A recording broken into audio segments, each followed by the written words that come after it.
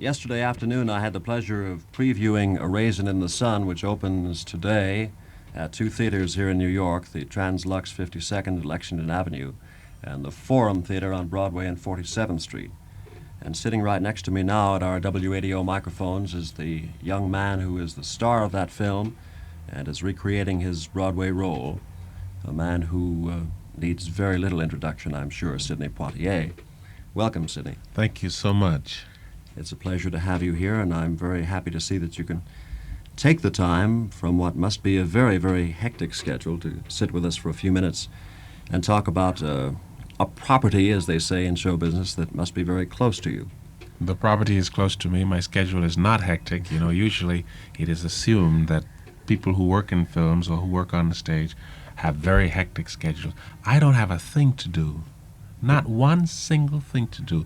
Moreover, it is a great pleasure that I'm doing whatever I'm doing here with you. How's that? I'm very happy to hear that. See what I mean? And I'm really surprised to hear you say that your schedule isn't hectic. My schedule is wide open, and as a matter of fact, I'm looking for a job.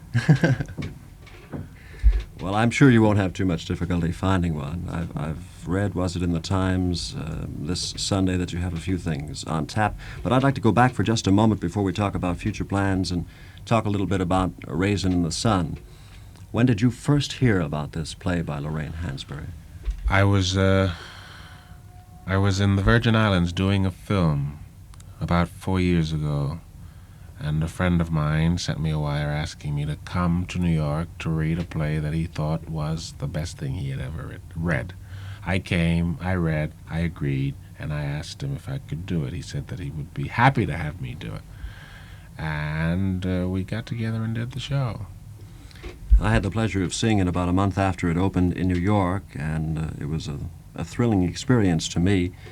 I think that A Raisin in the Sun, just as a play, forgetting the commercial success it had, is a marvelous piece of work. Did you know Lorraine Hansberry personally?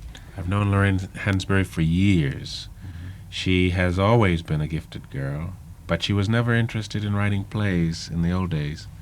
She wanted to write books and articles, and she wanted to be on newspapers and all that jazz. And I'm glad she found her way after 28 years of life. She's a marvelous girl. Little stubborn, but marvelous girl.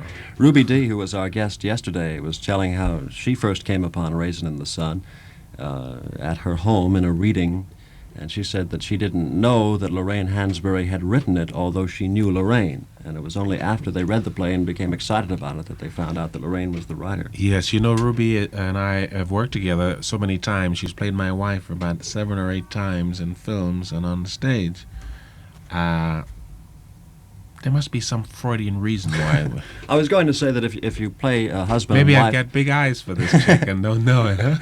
If you play husband and wife often enough in films, does that sort of legalize it after a while? But she's got a husband, and you have a wife. And I'm morally committed to the cat because he's a good friend of mine. In fact, he replaced you in the play, didn't he? He replaced me in the play, yeah. Ossie Davis by name. And he did a wonderful job. I didn't like that too much.